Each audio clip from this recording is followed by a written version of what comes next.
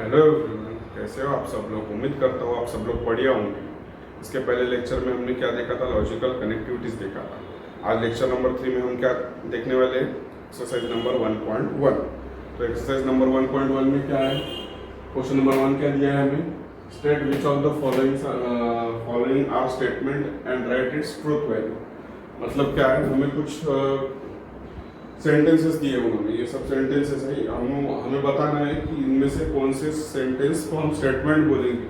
अगर वो स्टेटमेंट है तो फिर उनकी ट्रूथ वैल्यू क्या है, either truth value it will be true और इट विल बी फॉल्स।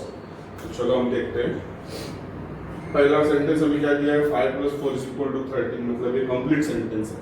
ठीक है, वो फॉल्स है, 5 + 4 9 होता है, वो दूसरी बात है। लेकिन हमको क्या बोला है, 5 + 4 = 13। कुछ ना कुछ उसका इक्वेशन मतलब है दिया हुआ, ऐसा कुछ उसमें वेरिएबल वेरी करने वाला कोई है ही। तो हम इसको क्या बोलेंगे, इधर से आंसर लिख लेता हूँ मैं, ठीक है। इधर से इट इज ए स्टेटमेंट और ट्रूथ वैल्यू मतलब क्या, अगर ये स्टेटमेंट है, स्टेटमेंट तो ट्रू है या फॉल्स है।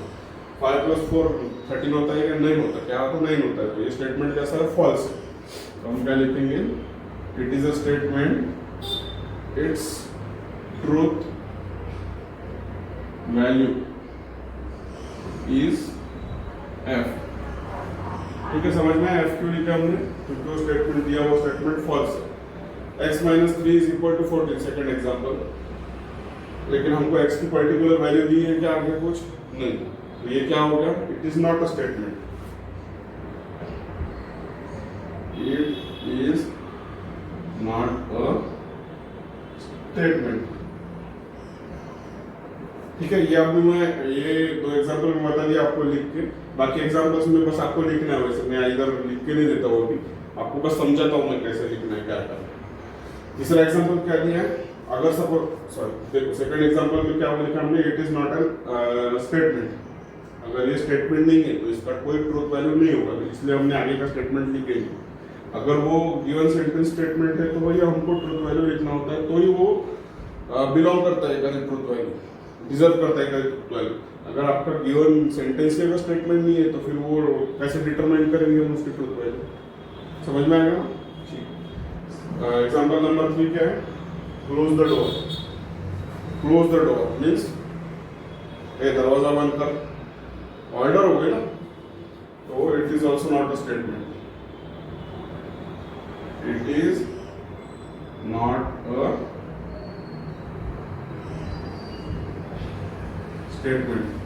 0 is a complex number, 0 is a complex number मतलब हमें इट इज अ स्टेटमेंट क्योंकि वो सेंटेंस कंप्लीट कर रहा है। 0 कॉम्प्लेक्स नंबर बता रहा, ठीक है। तो हम क्या लिखेंगे, it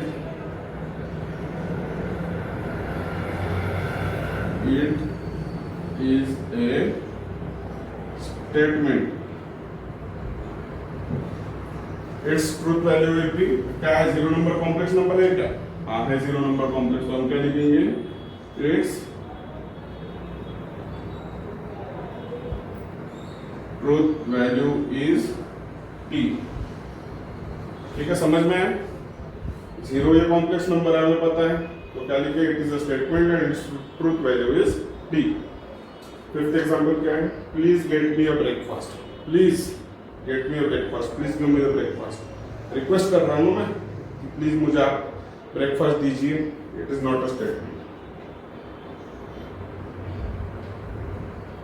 it is not a statement. Congruent triangles are similar, मतलब सेंटेंस तो कंप्लीट ही कर रहा है, कॉन्ग्रुएंट ट्रायंगल्स आर सिमिलर, कोई भी तो कॉन्ग्रुएंट ट्रायंगल से वो सिमिलर है बता रहा, मतलब है, ठीक है। It is a statement, it is a statement. और हमें पता है कॉन्ग्रुएंट ट्रायंगल्स कैसे होता है, कॉन्ग्रुएंट ट्रायंगल्स हम किसको बोलते हैं, दोनों ट्रायंगल सेम होते हैं, तो वही बोला है कॉन्ग्रुएंट ट्रायंगल्स आर सिमिलर होते हैं वो, ठीक है, उनकी साइड्स और एंगल्स सब सेम रहते हैं, इसलिए हम क्या बोलेंगे, its truth value is t, ठीक है। x square is equal to x, x square is equal to x, ये स्टेटमेंट है क्या नहीं है, क्योंकि वो वेरिएबल है, हमें पता ही नहीं है x की वैल्यू कुछ है या नहीं। देयरफॉर इट इज नॉट अ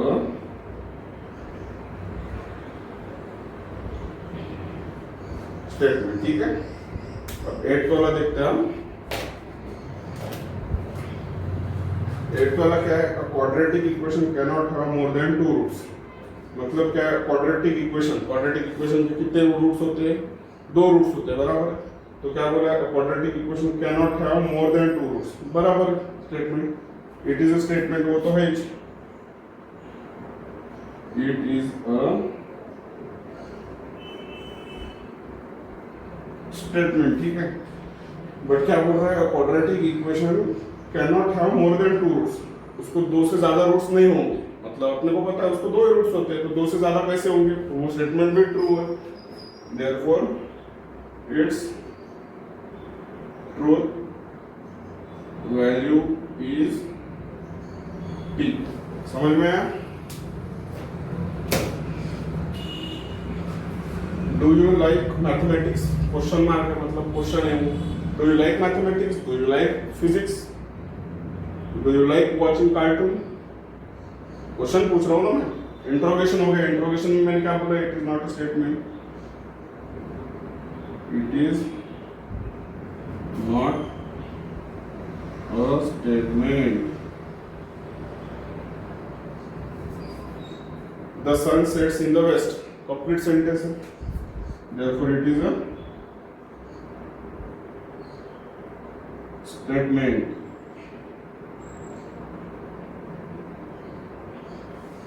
और सन का सेट करता है, हमें पता है वेस्ट में ही करता है, मतलब वो स्टेटमेंट कैसा है, ट्रू है। therefore its truth value is t। समझ में आएगा? अब देखो, मैंने आपको 10 एग्जाम्पल सॉल्व करके दिया, इसके बाद में एक्सरसाइज में कितने एग्जाम्पल्स हैं, 1.1 में, क्वेश्चन नंबर 1 में 15 एग्जाम्पल्स हैं। तो आप एक काम करो, बचे हुए 5 क्वेश्चन आप होमवर्क में कर लो, ठीक है।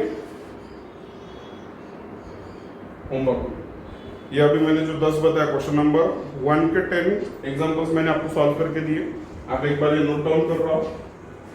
बचे हुए जो 5 है वो आप होमवर्क में करके मुझे कमेंट्स में बताओ क्या उसका आंसर आएगा, ठीक है। अगर आपको कुछ भी डाउट होता है तो मुझे आप कमेंट्स में बताओ, मैं आपको फिर से और एक अलग वीडियो में ट्राई करूंगा वो समझेगा, ठीक है। नेक्स्ट क्वेश्चन देखते हैं अब हम। देखो सेकंड क्वेश्चन में क्या दिया है, सेकंड क्वेश्चन क्या बोला है हमें, right the following compound statement symbolically. मतलब हमको कुछ स्टेटमेंट्स दिए, वो सिंबॉलिकली बताने हैं हमको कैसे लिखेंगे हम, ठीक है। तो पहला स्टेटमेंट देखते हैं, Nagpur is in Maharashtra and Chennai is in Tamil Nadu. मतलब एंड आ गया, मतलब 2 स्टेटमेंट है, नागपुर इज इन महाराष्ट्र। हम इसको अगर पी कंसिडर करें, हमारे पास इधर जगह नहीं, तो मैं इधर बताता हूँ आपको। अगर हम इसको, ये स्टेटमेंट को पी कंसिडर किए, पी, ठीक है, इसको हम पी कंसिडर करती है, नागपुर इज इन महाराष्ट्र, और चेन्नई इज इन तमिलनाडु को, चेन्नई इज इन तमिलनाडु, इसको अगर क्यू कंसिडर करें, क्यू, तो हम एंड आ गया बीच में, तो हम इसको सिंबॉलिकली कैसा लिख सकते हैं,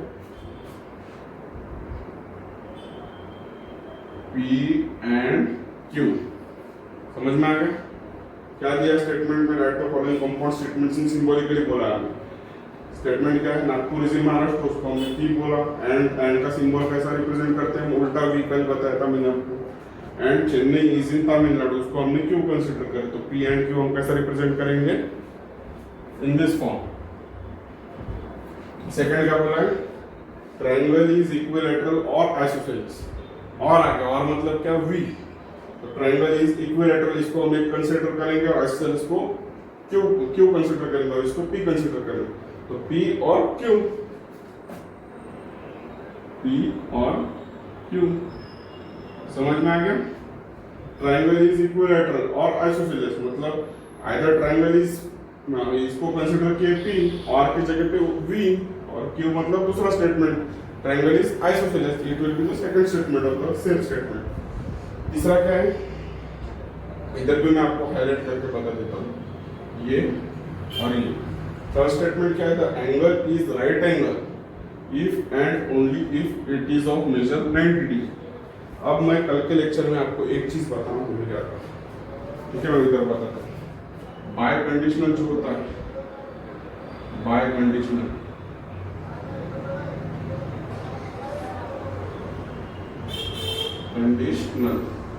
इसके लिए ये इसको हम डिनोट किए थे डबल इम्प्लीकेशन से, ठीक है। ये कब आएगा, जब स्टेटमेंट में इफ एंड ओनली इफ आएगा, या तो इसको हम ऐसा भी लिख सकते हैं, इफ एंड ओनली इफ।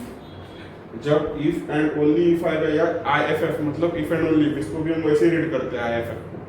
ये जब स्टेटमेंट में आएगा तो हम इसको बोल सकते हैं कि ये स्टेटमेंट बाय कंडीशनल के फॉर्म में, मतलब डबल इम्प्लीकेशन के फॉर्म में हम डिनोट कर सकते हैं इसको।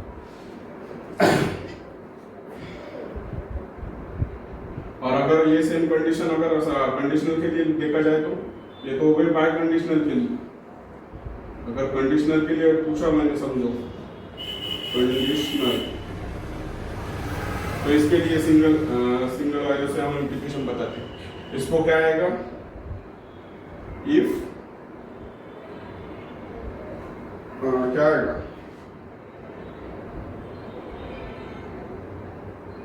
स्टेटमेंट ये क्या हमारे पास,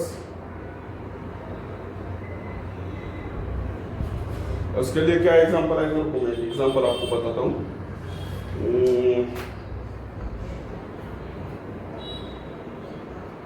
बाय कंडीशनल का दिया है, कंडीशनल के लिए क्या example,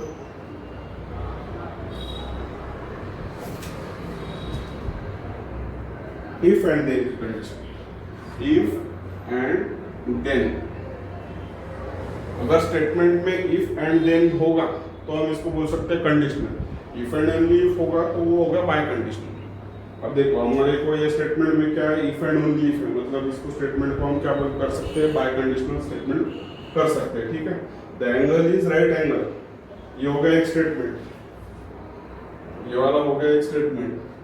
if and only if it is of measure 90 degree, q, ये हो गया P, ये हो गया Q।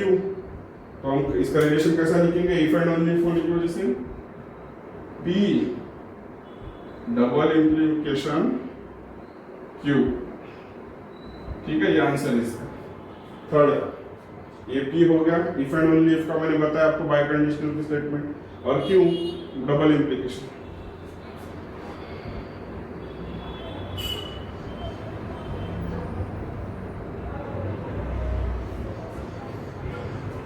ठीक है, फोर्थ एग्जांपल क्या है, angle is neither acute nor obtuse. मतलब अब देखो, नाइदर मतलब क्या, नहीं, नॉर मतलब भी नहीं मतलब क्या, निगेटिव मतलब क्या बोला था मैंने, निगेशन।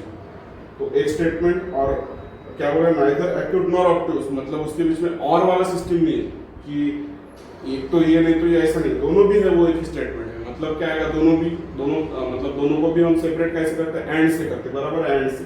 और से जब करते तो वो डिफरेंट हो जाता, दोनों अलग अलग पार्ट हो जाता। एंड से जब वो करते हैं तब क्या होता है, वो सेम स्टेटमेंट का, मतलब angle is neither acute nor obtuse, मतलब वो एंड लिख सकते हैं, उसको एंड से डिनोट कर सकते हैं, ठीक है। तो नाइदर है मतलब निगेशन आएगा ये स्टेटमेंट को, एंगल इज नाइदर एक्यूट को अगर हम P कंसीडर किए तो क्या लिखना पड़ेगा हमको, निगेशन ऑफ P, एंड लिखना पड़ेगा, एंड नॉर ऑब्ट्यूज मतलब इसको दूसरा स्टेटमेंट बोल देंगे, एंगल इज नॉर ऑब्ट्यूज। इसको Q बोलेंगे, इसको P बोलेंगे, ये वाला स्टेटमेंट, इसको P बोलेंगे। एंगल इज नाइदर एक्यूट को P बोलेंगे, नाइदर मतलब निगेशन, नॉर ऑब्ट्यूज के लिए Q बोलेंगे, नॉर मतलब निगेशन। ये हो गया इसका आंसर, ठीक है, समझ में आ गया, इजी है बहुत। अभी उसके बाद में if triangle ABC, fifth example है, if triangle ABC is right angle at B, then measure angle A and measure angle C will be 90, C नहीं लिखा है मैंने तो, 90 डिग्री। क्या बोला है, इफ एंड देन वाले सिस्टम में, मतलब इफ एंड देन में क्या लिखते हैं, कंडीशनल, कंडीशनल के लिए क्या लिखते हैं, सिंगल एरो लिखते हैं। तो ये एक स्टेटमेंट ये कंसीडर कर लो आप, if triangle ABC is right angle at B, ये पी हो गया, पी, और ये हो गया आपका क्यू स्टेटमेंट। तो हम क्या लिखेंगे इसका answer, P implies Q will be your answer. ठीक है, इजी है बहुत। अब क्या, Hima Das wins gold medal if and only if, if and only if का स्टेटमेंट बाय कंडीशन, मतलब double arrow, if and only if she runs fast. तो ये स्टेटमेंट हो गया आपका क्यू, और ये वाला स्टेटमेंट हो गया आपका पी। ठीक है, तो P if and only if मतलब डबल इंप्लीकेशन, मतलब पी डबल इंप्लीकेशन क्यू बराबर पी क्यू।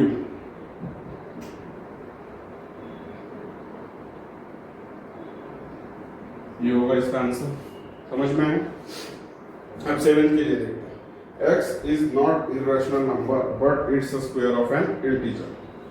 क्या बोला है, बट मतलब इफ देन वाली कंडीशन आ गई, बराबर है ना।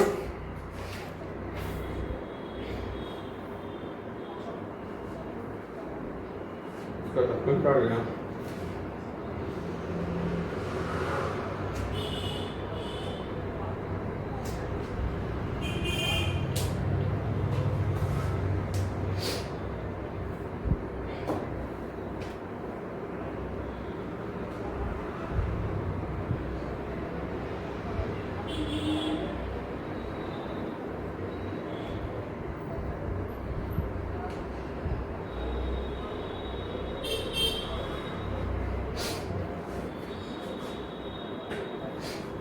यहाँ तक समझ में आपको, हमने इसको P बोला, इसको Q बोला, इफ एंड ओनली इफ आया तो डबल इंप्लीकेशन दिया। ठीक है, अब देखते हैं 7 वाला, x is not irrational number. अब ये वर्ड नॉट आ गया, मतलब निगेशन आना पड़ेगा। अब सपोज पहले स्टेटमेंट को कहा तक बट तक, यहाँ तक अगर हम इसको P कंसिडर करें और its square of N integer, इसको अगर Q कंसिडर करें तो क्या लिख सकते हैं हम, इसमें नॉट है, मतलब हम क्या बोलेंगे, पहले स्टेटमेंट पी में क्या लिखना पड़ेगा, उसमें नॉट नहीं लिखना पड़ेगा, पी में लिखना पड़ेगा x is irrational number, but हमें नॉट दिया है तो निगेशन ऑफ पी लिखना पड़ेगा। अब बट है मतलब क्या लिखेंगे, एंड लिखेंगे। ठीक है, negation of P it's a square of N integer and Q, ये हो गया इसका आंसर फाइनल। समझ में आएगा। जब हम आंसर में क्या लिखेंगे, आंसर में आपको स्पेसिफिकली लिखना पड़ेगा, P को हम डिनोट कर रहे हैं this statement x is irrational number, वो लिखना पड़ेगा आपको ऐसा, और बाद में Q बताना पड़ेगा आपको क्या है Q करके, कौन सी स्टेटमेंट। उसके बाद में हमें जो दिया है उसके ऊपर से हम ऐसा इंप्लाई करके आंसर लिखना पड़ेगा, negation of P and Q। Negation में हम जब निकाल रहे, जब नॉट निकाल रहे तो x में आपको नॉट नहीं लिखना पड़ेगा, वो चीज का ध्यान रखो।